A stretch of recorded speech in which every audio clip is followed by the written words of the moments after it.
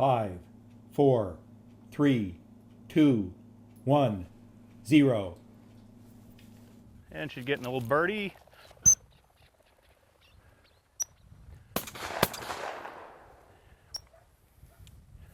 Good girl. Hi friends, Dylan and I want to welcome you to a new season of Bird Dogs Afield, your complete video magazine on upland bird hunting and bird dog training. Enjoy the show. Friends, the formula for a good working dog, 3 factors: good breeding, good training, good feeding. When it comes to feeding, you want to feed native performance dog food. It's the best food on the market today. Comes in 4 levels to meet the activity and stress level of your dog. Go to nativedogfood.com, find the dealer nearest you, make the switch today. Your dog will be happy you did, and so will you. Hi friends, welcome to Bird Dogs Afield. We're here today with Jim Keller of Wildwind Kennels. Jim, welcome to Bird Dogs Afield. Thank you. You bet. You know, we've come up to see Jim because although he trains all upland birds, bird dogs, he really has a great reputation in the Flushing dog area, and we haven't done a lot of work with Flushing dogs. Jim, how many years have you worked with Flushing dogs? About 23. About 23 years. And they're Springer Spaniels and Cockers? Yes, sir. They are.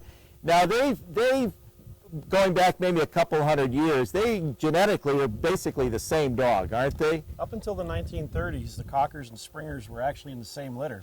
And the dogs that were below 32 pounds were considered Cockers, and the dogs that were above 32 pounds were considered Springers, and then they became their own distinct breed in the 40s and 50s. Well, you don't have to go back a couple hundred years, only about 60 or 70 years. Yeah. Wonderful. Well, good. And you campaign your Flushing dogs and trials and. Yeah, we run in AKC licensed field events all over the United States and Canada, and mainly for Springers and Cockers and whatnot. And some of my clients will run in hunt tests, AKC hunt tests and such like that. Good. And you also do some guiding with these dogs? Yes, we guide for woodcock and grouse, and then we usually take off a couple weeks every year and go somewhere out west. Good. Well, having just returned from Montana, I can understand that. It's beautiful country. Now, beyond the Flushing dogs, you also do train pointing dogs, don't you? Yes, sir. Yeah, we're an all-breed training facility. We train all different breeds of pointing dogs and Labradors, but mostly all for upland work. All for upland work. Very good. Well, great. Well, I want to see some Flushing dog work, Jim. Let's go take a look. Sounds good. All right. Bird Dogs Afield, presented by Native Performance Dog Food, the official dog food of Pheasants Forever and Quail Forever, and brought to you in part by Irish Setter by Red Wing Legendary Performance, bred for sport and available at LL Bean, Orvis, Ugly Dog Hunting, or your favorite Irish Setter dealer. RST, manufacturer of short chamber low pressure shot shells. Mud River Dog Products, fundamentally changing the expectations of the hunter and dog enthusiast. And On Point Kennel, providing the finest in dog training equipment. You know, Jim, I've primarily been a pointing dog man, but you've talked to me a little bit about the Flushing dog. Go over again why in certain situations a Flushing dog is a better makes for a better hunting dog than a pointing dog. Sure. Actually, all dogs are, all well-trained dogs and all well-bred dogs are pretty good, whether it be pointer, retrievers, labs, spaniels, what have you.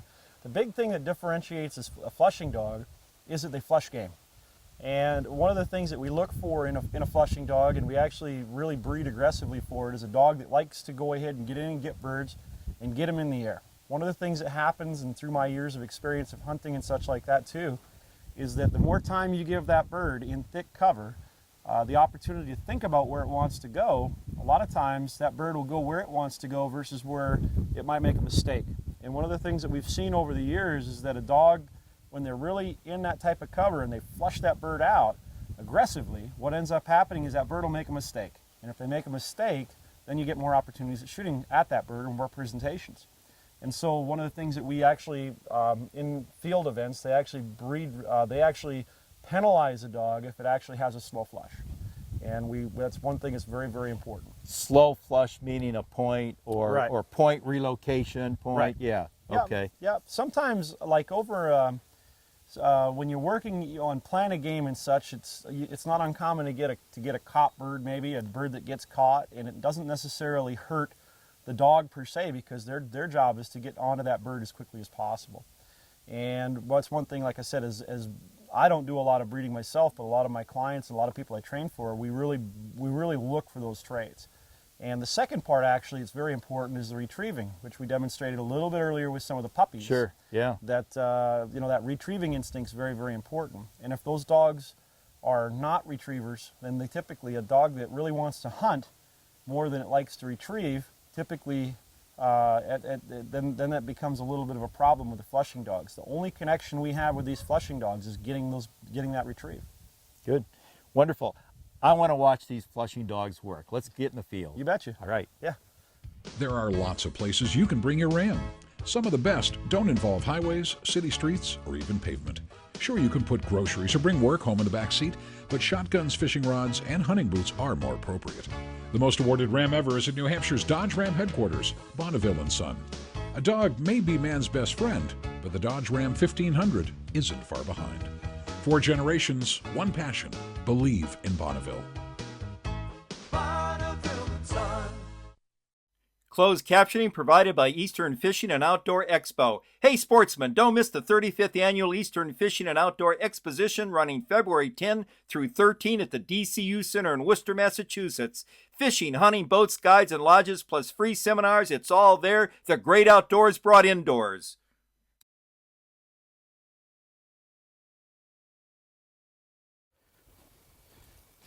This is a young dog. He's actually not too old. His name is Pilot.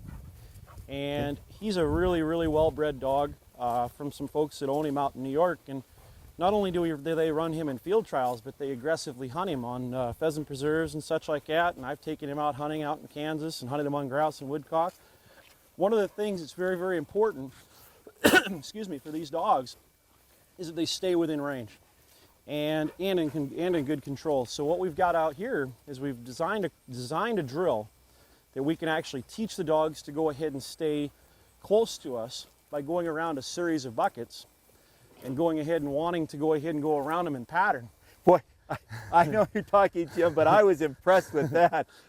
Right to the place board. This dog knows there's excitement ahead. Yeah. Well, one of the things, as we discussed earlier with some of the puppies, is this place board becomes a strong obedience tool, and we use it for doing a lot of different things. And one of the things that's really cool about it is that, you can use it for not only obedience, but we apply it into field work. And that field work basically is like when we teach them to go around these buckets. If you can see on these buckets here, each one of them has a place board slightly to the outside and basically in the middle. And what we do is we teach them to go around the buckets by going ahead and putting a place board there. So it gives them a tool. So he's saying, man, I'm going to get a bird. That's great. That really impressed me with the dog going straight to the place board. Yeah. All right, let's see what happens. So now what we've got to do with this particular drill is we want to run this at a downwind, because we don't want to take him away from his nose. And what I'm going to do is I'm going to go ahead and plant a bird at the end, and then we're going to go ahead and run him through it, and then we're going to go ahead and actually shoot a bird for him. I'm going to use a clip wing and such like that. So one of the things I got to do is I got to get my gun. All right. I forgot Very about good. that. All right, Jim. I'll be right back. We need to take a short break for our sponsors. We'll be right back with more Bird Dogs Afield. Irish Setter just reinvented comfort and fit with the new ExoFlex rubber boot. Try them today. Hi, I'm Dave Trahan with On Point Kennel. I'm a professional trainer. We work with pointer breeds and labs. We also offer training equipment for your dog. We have a full-time service online that you can order all your dog training equipment. We offer e-collars, check cords, dummies, launchers, items like that. So look us up on the web at www.onpointkennel.com. What we're going to do is we're going to go ahead and with this drill is we're going to go ahead and run him down through these buckets for pattern. Then when he gets through the buckets, we're going to put a bird out where he can flush that bird. And then this dog has been trained to be steady to wing and shot. I'll hopefully shoot the bird or what have you, and we'll go ahead and give him a retrieve so we can kind of demonstrate a little bit more of some of the drill work and how it pertains to field work. Sure. One of the things that we oftentimes will do with the Spaniels is we'll go ahead and actually, you can go. is that we'll actually go ahead and tie a wing, and we'll actually go ahead and make it to where it's a clip wing. As we just discussed, one of the things that's very, very important is for the dog to go ahead and to flush in real aggressively. And by using a clip wing bird, oftentimes that really will enhance that flush and get them to know that they can go ahead and also drive in and catch something. One of the other things that we hadn't discussed was how important it is with these guys. One of the things that you'll find, and you'll see it when we demonstrate our bird work, is that they've got a really, really tender mouth. One of the things that's very important is if they're going to handle game a lot, and they're handling a lot of birds, is that they handle those birds with respect and not tearing into them. And you'll find that many of these pigeons we've used over and over and over again, and the dogs don't hurt them a bit. That's a trait, if they do hurt them, that is severely penalized in the Spaniel world. So one of the things that we look for is a dog that not only aggressively flushes the bird and gets into them, but they handle the game with care. And one of the things that that's kind of evolved from is many of us grouse and woodcock hunters, we like to age our game a little bit. And if you age a bird, aging them means basically going ahead and hanging them in a nice cool October or November day. You'll age them up for 2 or 3 days before you go ahead and clean them up. Well, you can't do that with a bird that's been aggressively handled because it sours the meat. And so it's kind of a trait that we've tried to keep intact here in the United States, and it's very, very important to us. So.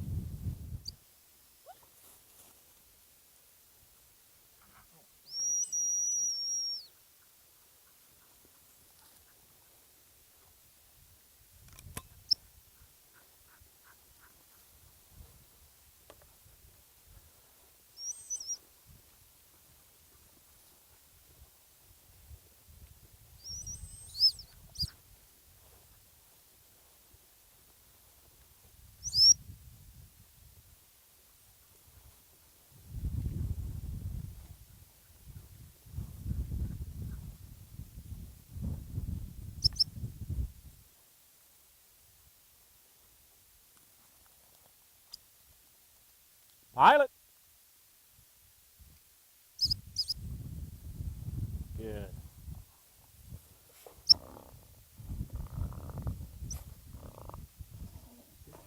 Good boy.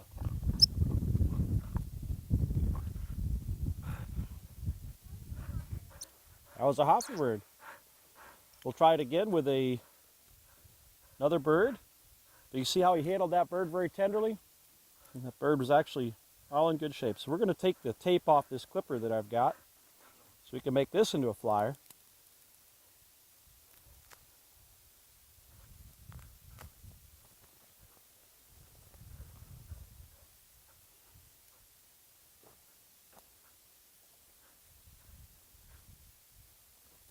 Up.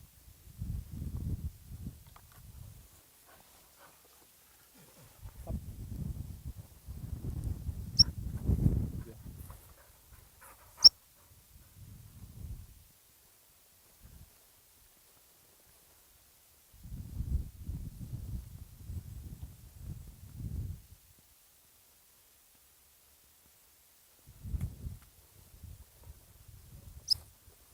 Good. Heel.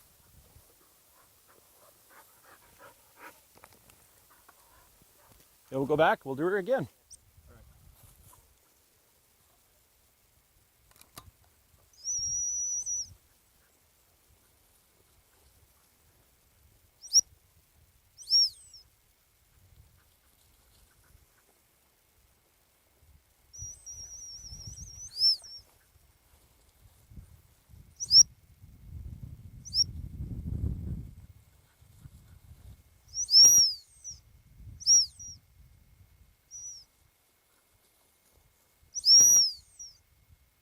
Get out. Get out. Good.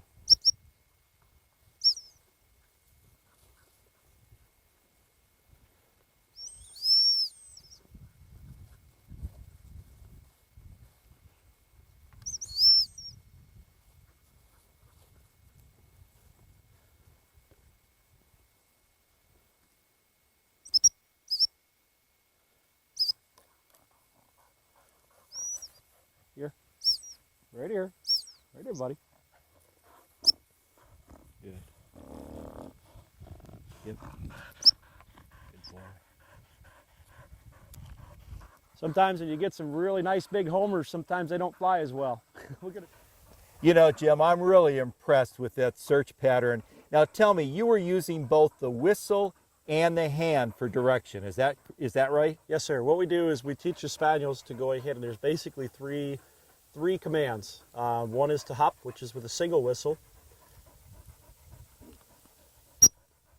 2 is to turn, and 3 is to come in. And then we also use a draw whistle, very similar to pointers, where you just draw them in. You're not telling them to change direction. You just want them a little closer. Yep. That's just going from high to low. Yeah. Uh-huh. So one of the, Beautiful. yeah. All right. One of the things we like about these particular whistles, these are the Acme 210.5s. Very quiet, Uh-huh. and they don't make a lot of noise. I could tell that. And when you're working in grouse and woodcock or even wild pheasants, you got to have real quiet. Right. So Wonderful. Let's see more. sure. All right. If this one, if he isn't able to get the pigeon up, we'll put a chucker out there. Start over. Here. Let's go. Get out. Get out.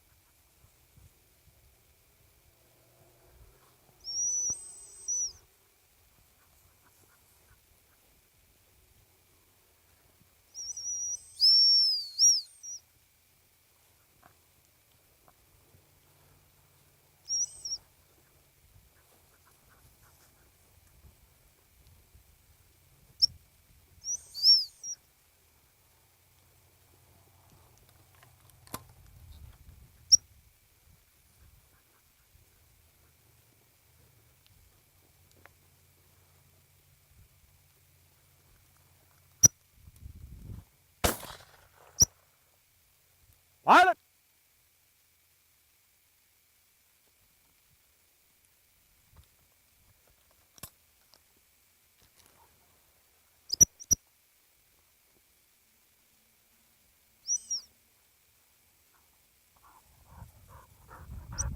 Good. Good. Yep. Good. Good boy. So he got his reward by listening to me, by hunting close, and by quartering. So he's learning all the different things that he's doing all the things that he's been taught. So this is a nice drill for keeping him in a little bit tighter. He was nice and steady on that bird, so he got rewarded with a retrieve. Good job, Pilot. Here you go, buddy.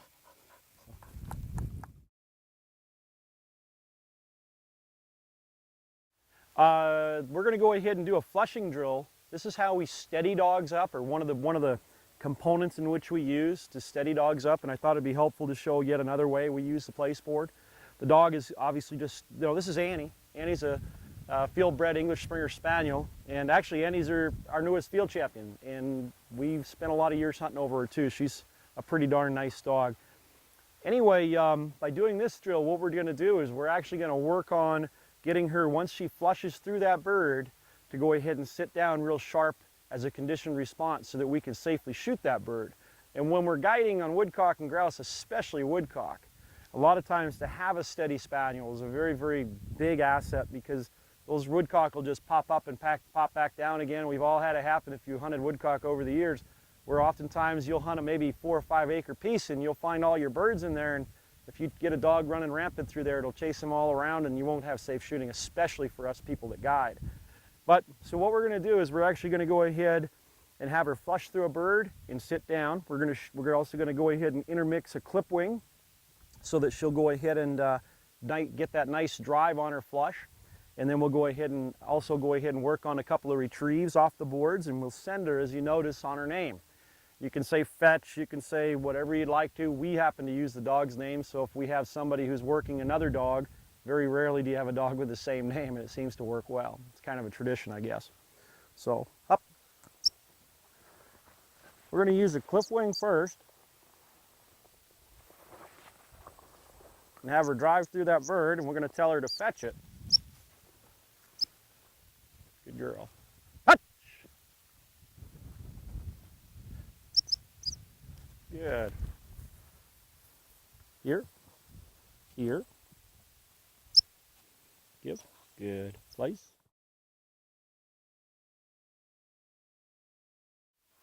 Up.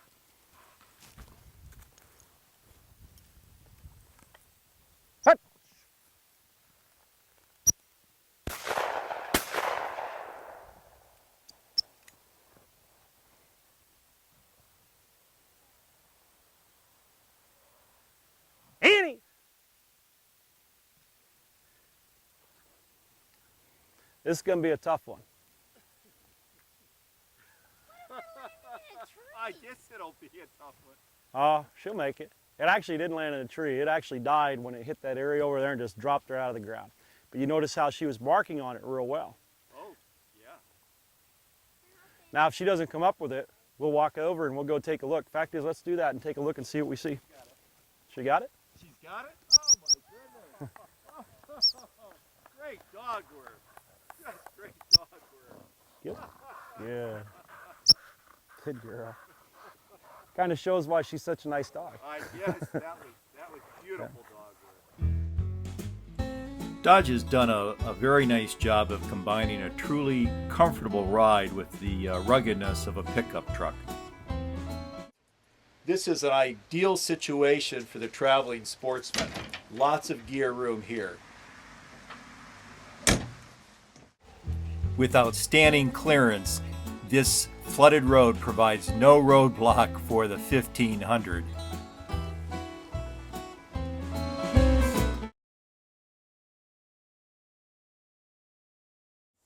What we're going to do is we basically have this type of area down through here, mixed growth cover, very similar to what you'd find in an old homestead. If you're hunting grouse in an old homestead or woodcock or what have you.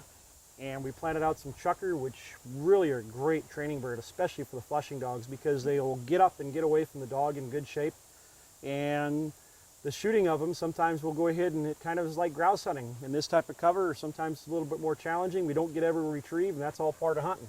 But this dog here, Tommy, he's a Springer Spaniel. He's about 2 years old, a little over 2. And he's a finished Spaniel. He's steady to wing and shot. And he actually was brought over from England last year, so he really loves this cover. He thinks this is pretty cool. What he's going to do is he's going to quarter off side to side, respond with whistle commands. When we go ahead and flush a bird, he'll go ahead and he's been trained to sit down. If they shoot it, I'll send him for the retrieve on his name. And basically what we're going to do is it's kind of like if we're going grouse hunting. So, ready? Look, get out.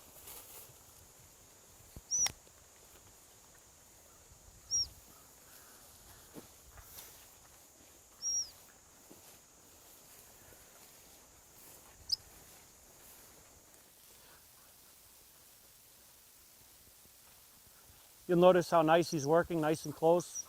You can go ahead and shoot over him pretty darn easy.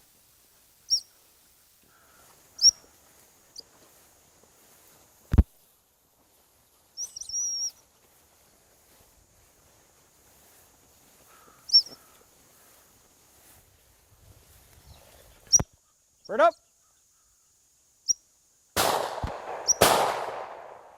Tommy.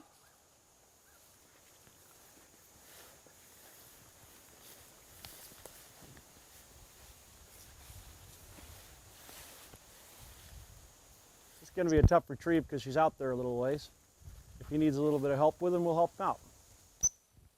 Wasn't that far from it there? Back! Back! Back!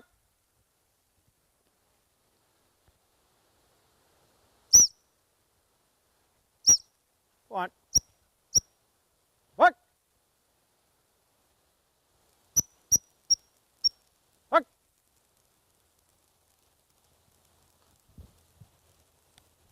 Now he's on it.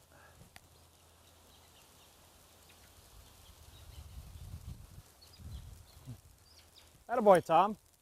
Good boy. Good boy. Up. Yep. Yep. Good. Good boy. That's why it was came down a little different. Scotty went ahead and got the wing on it. I'll put you right up on the center line, if that's okay. Yep. You gotta run right here. Yeah.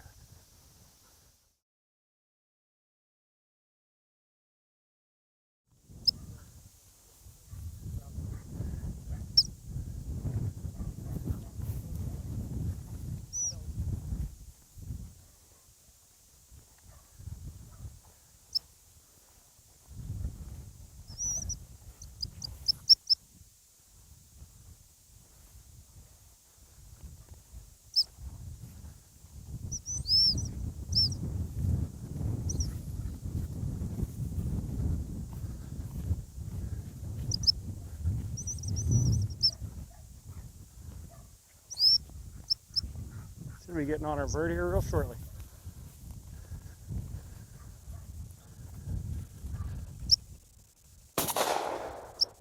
Itchy.